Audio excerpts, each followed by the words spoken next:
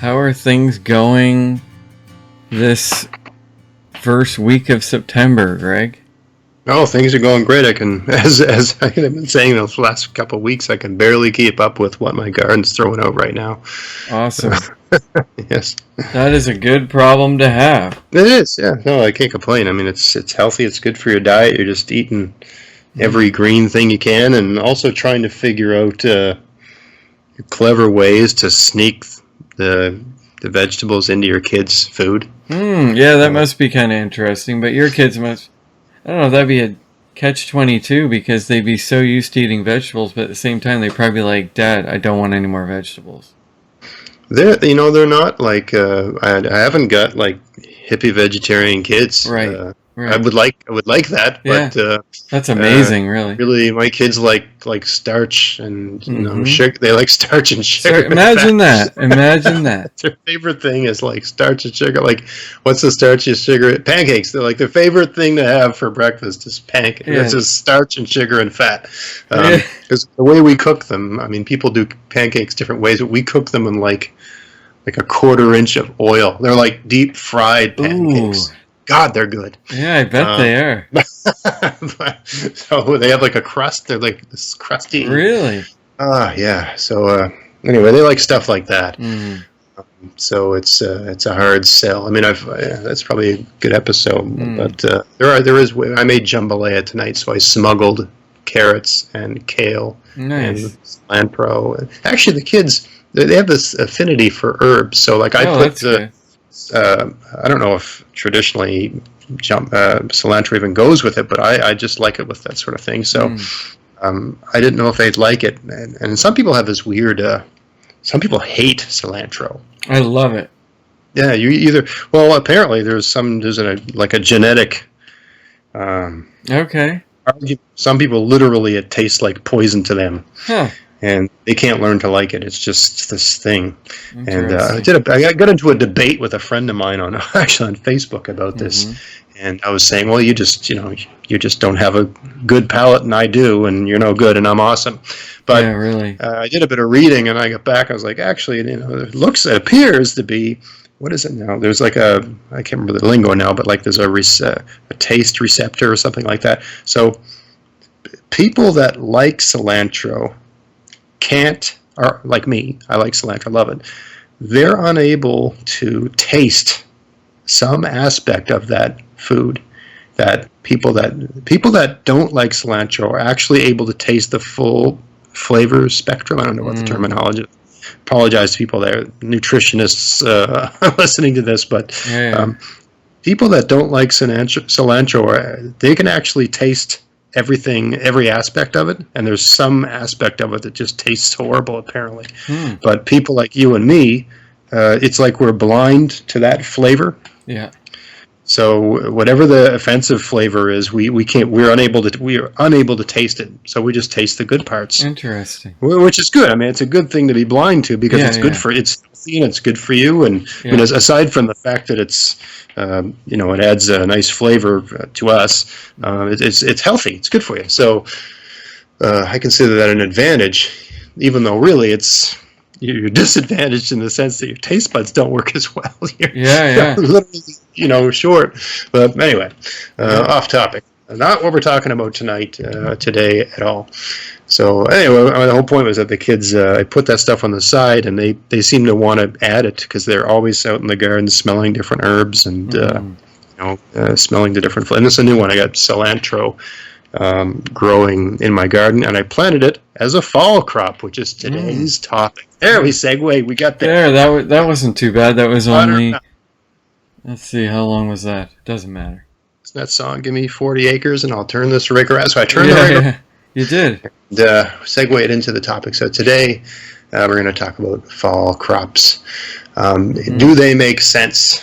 The whole reason I started this podcast and this whole thing, the Facebook and the YouTube and all that stuff, is well,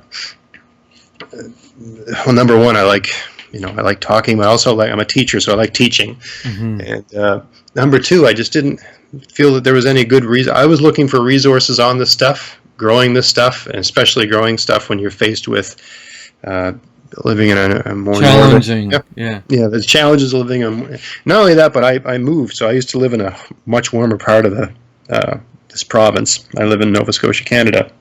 It's much cooler and much more difficult to get things to grow where I live now. Mm. You wouldn't think it's only an hour away, and I'm going to do an episode on this. It's called Growing Degree Days. Far more accurate indicator of whether you can grow things Right. than your zone 5 or zone 6. I'm technically in zone 6 here, but I know people in zone 5 that have way bigger, better gardens than me. It's not because my soil's no good. It's because it's just cold here and the soil doesn't get warm, and we don't have as much sun. We just don't have the same heat and the same sun as people in other places, but primarily because I'm just near the ocean and it's just always, it's foggy here. Yeah, it is. You know, it's like a Highliner, the old Highliner commercials all the time. You know? Billy, it is out there. Like I don't even frequent that part of the coastline that often because it is cooler. Yeah, no, it's I guess it's you could say it's dreary, I suppose. I like a misty sort of air, misty air, but it's not great if you're a gardener. So I started this. There must be other people faced with these challenges. I know them, and I came into this location knowing I was a good gardener. I had really good gardens before, and things just weren't working here. So I knew it's not me. Unlock the code. Can't be me. Yeah. So it must be, I have to adapt to this, and there's other people that I'm sure have to do that when they move, or if maybe they're trying to garden, they live in a colder sort of area, and they're not having the success they want. Maybe they think it's them, and it might be. Yeah, who knows? It might be you, but if it's if the conditions are like they are here, it might not be you at all. It might just be the fact that you got to change your game up a little bit. You got to choose plants that have shorter growing seasons and so on. Like my mother lives in Edmonton, Alberta, which is way further north. That's like zone 3 or zone 4. It's way further north, and it's way colder there. But their summers are way warmer, and it's like they have light until like 11 o'clock at night. Yeah, there you go. So she's had red tomatoes for close to a month. My tomatoes are just turning red now. Yeah. I'm in zone 6 and she's in zone 3. Right. Zone 4 is 3, 4 depends on the year, right?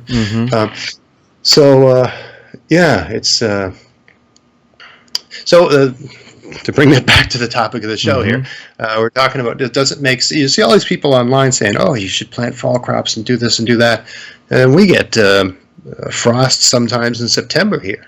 Oh yeah. And certainly get it in October. So you might think, does it make a lot of sense when you live somewhere northerly or somewhere where the winter comes early and the summer ends early? So I think what I'd like to start off talking about is to have maybe think of fall crops differently than the popular way they're discussed. So when I watch people talking about fall crops, and I'll be looking at a YouTube video of someone in like the UK or someone south of me, maybe in the United States somewhere. Right. They've got transplants they're growing indoors, and they bring them out in like September, and they're doing stuff like that. I don't consider fall crops to be just things that you plant in late August. Right. Like the cilantro. So I got some cilantro growing in my garden, and I planted it, I don't know, maybe the first or second week of August. And, it takes about a week or so to germinate, and it takes, maybe a month to be something that you're gonna eat. And I planted them at that point in time because I knew they would be coming along around when I expected my tomatoes to turn red, so I could make salsa with them. Right. I tend to try to time things like that. So that makes sense, and that's in line. I mean, I didn't do any transplants. I just planted them where I had my potatoes growing. Right. I pulled the potatoes out, and the soil there was nothing growing there. So I thought, I might as well, plant some. And I think I did a YouTube video on that. I can't remember what the title was. But in addition to that, there's some things that you can plant in the spring that just keep growing all fall. And in fact, some of them are better in the fall, like for instance, kale, right? So I've got lots of kale growing in my garden. I've got red Russian kale, Siberian kale, and Scotch curly kale. Yeah. I've also got some lacinato kale. But the Russian kale, I find it gets a lot better in the fall. I mean, I planted those.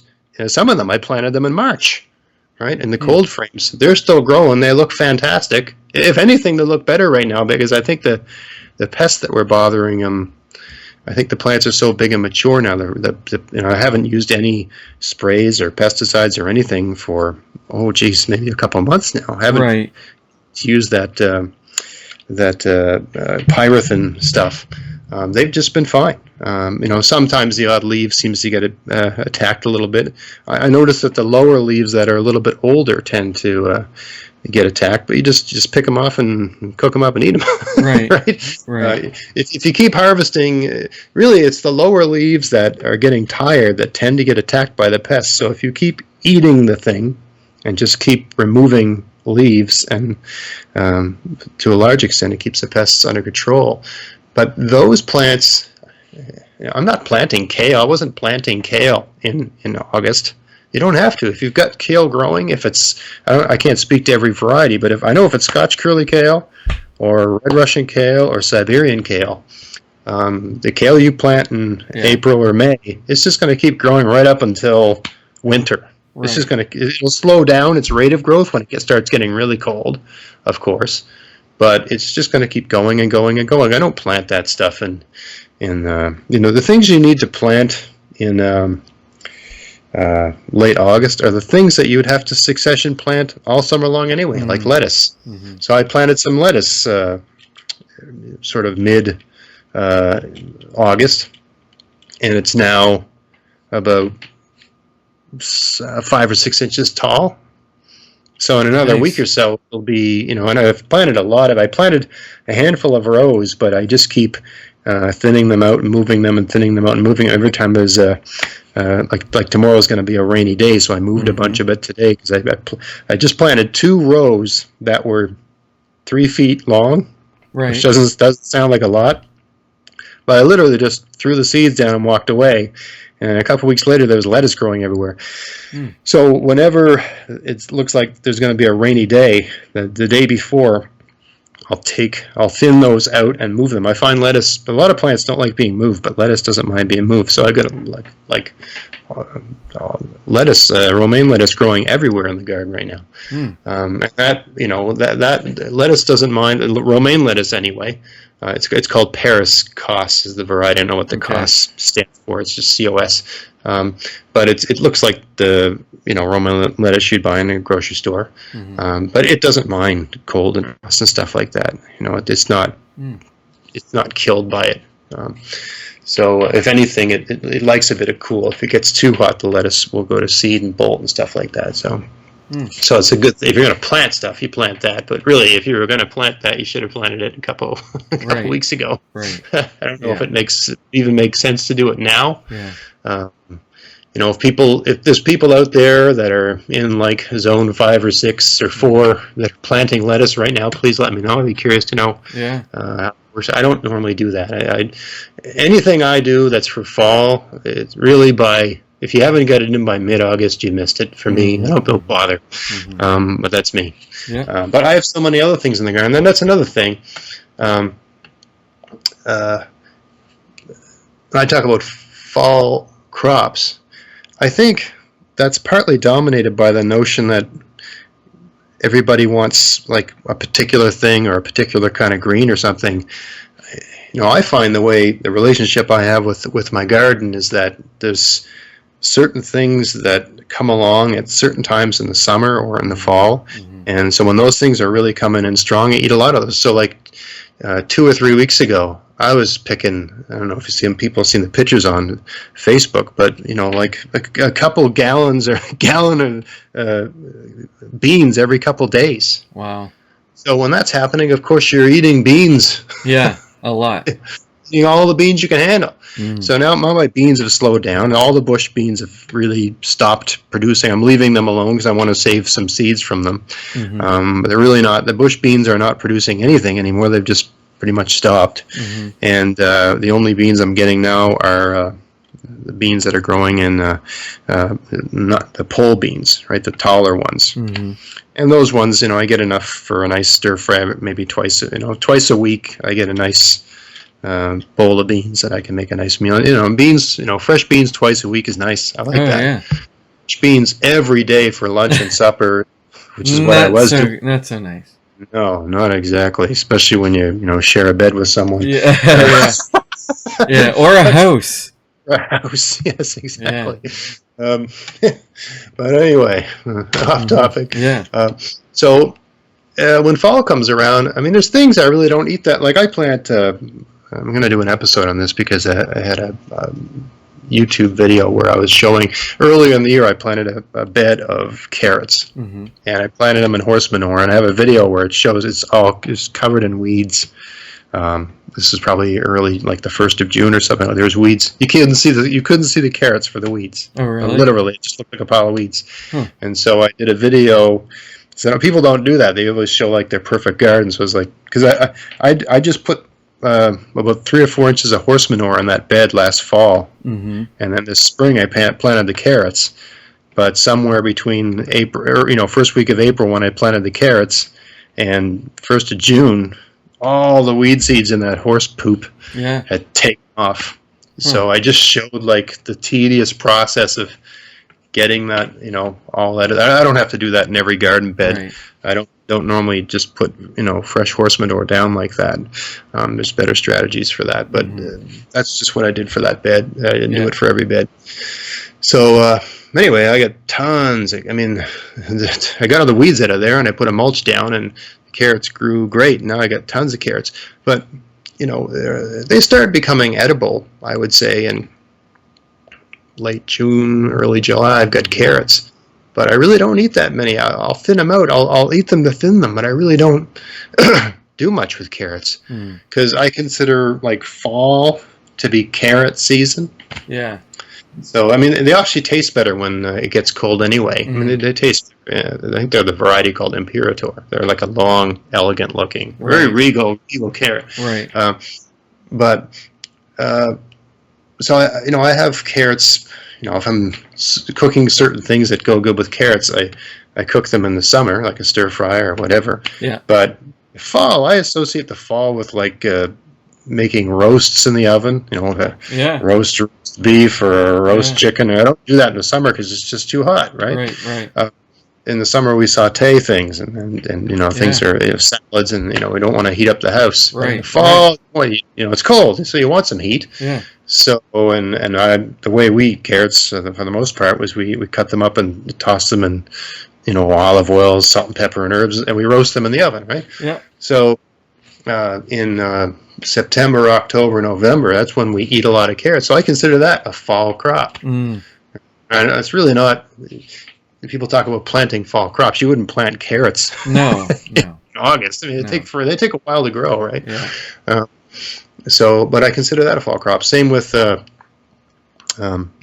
parsnips that I've got in my garden. I got an equal amount of carrots and parsnips. The parsnips don't even taste good till December. They really need cold to taste good. Right.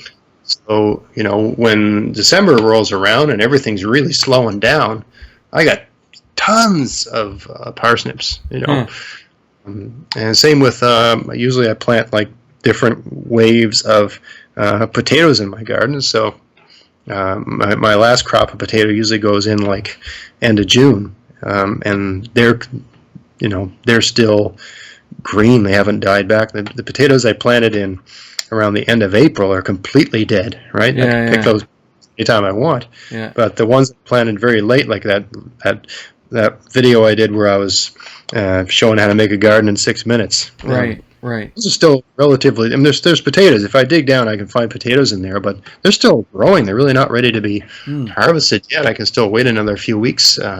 So that's a fall crop. to me, because it's ready in the fall. In my opinion, anything that's ready in the fall is a fall crop. Nice. So I mean, I'm not in the same situation as some other people. I got ridiculous amount of space and land, right? I've got almost a 2-acre lot here, and most of it's forest. So I can make the garden as big as I want. Although I have to have for a lot of it, I have to have a fence around it, so there's an expense. But so the point is that, you're talking about fall crops. I would say, broaden your perspective on that. There's lots of things that you can harvest in the fall. Some things aren't even good till the fall. I planted these. I bought these pumpkins online this year from.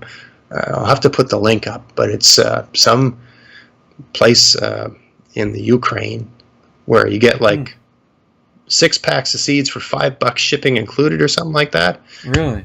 So cheap.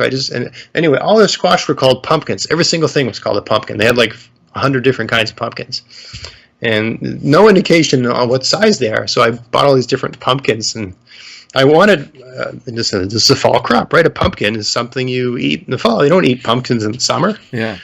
And not only that, but you can, if you got a cold room or a cold garage where it stays reasonably. I mean, you harvest those things in October. If you can stick it somewhere that's not too cold, not too hot. If it's a winter squash, like most pumpkins are winter squash. Yeah. It'll just keep for months like that. So that's not just a fall crop; that's a winter crop. Yeah. Because that's something you can eat in January or February, or certain different squashes keep for different amounts of time, but some of them last well into February, even March, if they're stored properly. Anyway, some of these pumpkins I got pumpkins that are about almost 2 feet long, weird cylindrical shape. Yeah, they look like watermelons. They look like giant watermelons. Wow. Weirdest shape of a pumpkin I've ever seen. Can't wait to see. But the whole reason I bought these was because I was tired of growing decorative pumpkins. Most of the pumpkins we buy are you buy it so you can turn it into a jack-o'-lantern. Yeah, and throw it away. Yeah, it's not food. Watch it rot on your doorstep. Yeah, it's like a sacrifice. You're sacrificing it, pagan gods of Halloween, sort of thing. Yeah.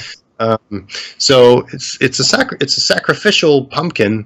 So obviously it's not grown for flavor. I'm sure there's people who say, "Oh, those pumpkins taste just fine." No, they don't. No. Like acorn squash. That's a good tasting squash. Butternut squash. That's a good taste. Buttercup squash. Those are varieties that are developed for flavor. Those taste. I would take that over jack-o'-lantern pumpkin any day of the week. Right. So I decided that's the reason I decided to sort of go abroad, searching for new varieties of pumpkin, because I want a pumpkin that, I want to carve that thing up, and scare children when they come to my house with it, and then I want to eat it the next day. Yeah.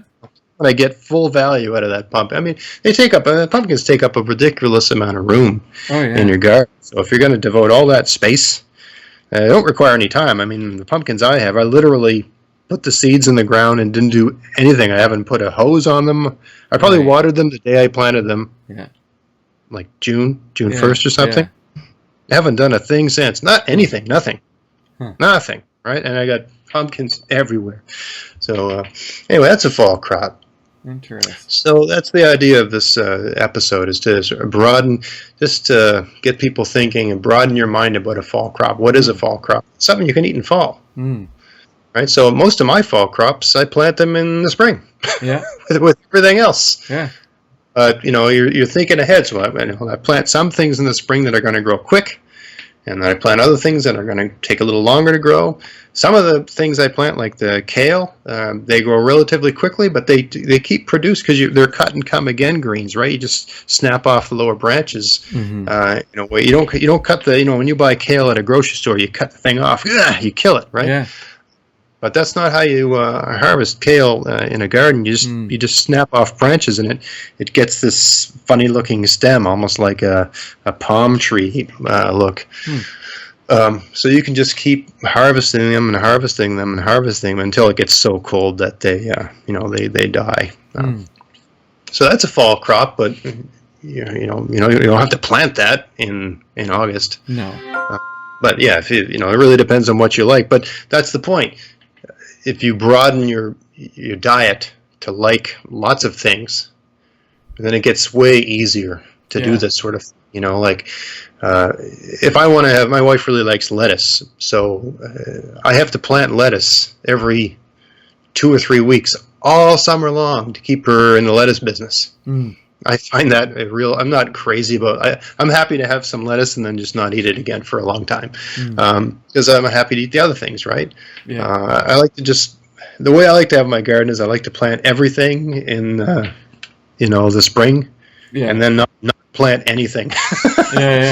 Except till late August, or until early August, when I start harvesting potatoes, I'll plant things in that ground. So I'll plant things like cilantro, and I'll plant a bit of lettuce and stuff like that because it's available now. Yeah. Right? And there's still a bit of time, so you plant something that grows really fast. Because it's got to be, whatever you plant, it's going to have to be, a foot high by the time the world freezes again. Right. So, winter is coming. Yeah. So, if you're going to plant anything if you're going to plant something that's a seed for a fall crop, and if you're like me, you direct seed it to the ground, you got to plant something that grows fast. So lettuce is a fast growing thing. Cilantro is a fast growing thing. I've tried growing radishes. And I haven't found I think it's just too hot. At least the varieties I've tried, they grow, but they don't seem to do well. Lettuce seems to grow. They don't mind the heat.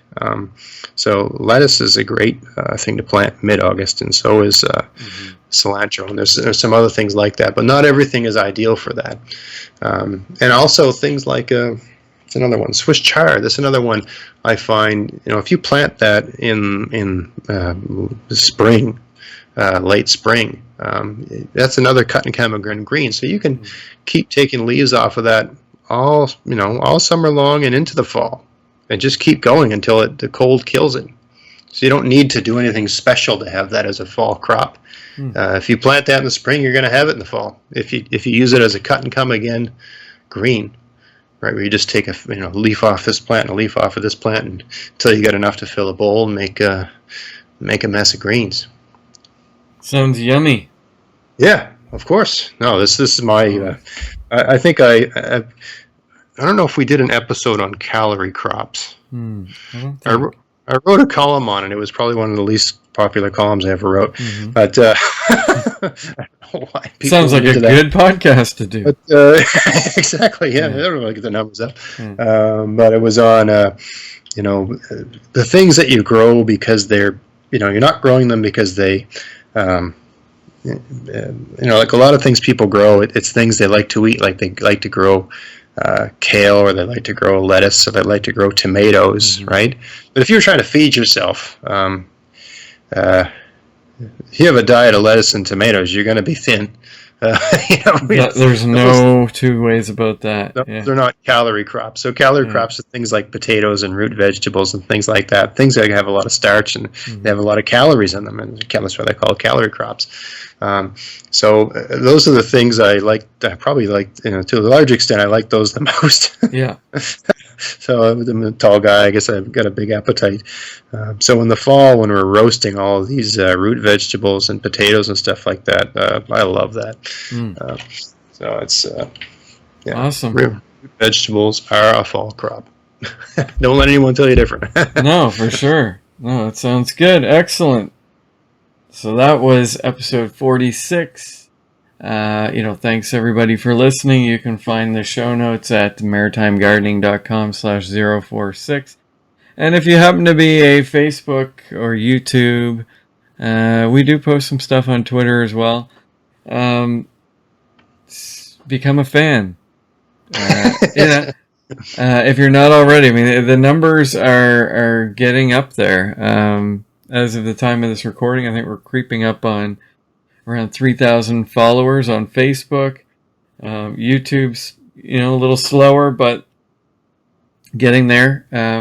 So by all means, check out Greg's videos and posts of some photos that he puts up. They seem to get a lot of engagement with the audience, but we do appreciate you guys listening. Anything else? I try to the video content. I try to do it in a way that's complementary to the podcast. So I'm not, if I'm doing something on the video that I've talked about, it's not the same material. It might be it's something I mentioned in a podcast, and then I think, oh, I should show people what I mean. So maybe I'll show how to do a particular thing, or well, because it's different. Someone talks about how to do something, it's different than seeing them do something. Yeah. I remember when I tried to learn how to make bread, I must have made it 12 times, and it was, you're reading instructions, you're following the instructions, and your bread's terrible.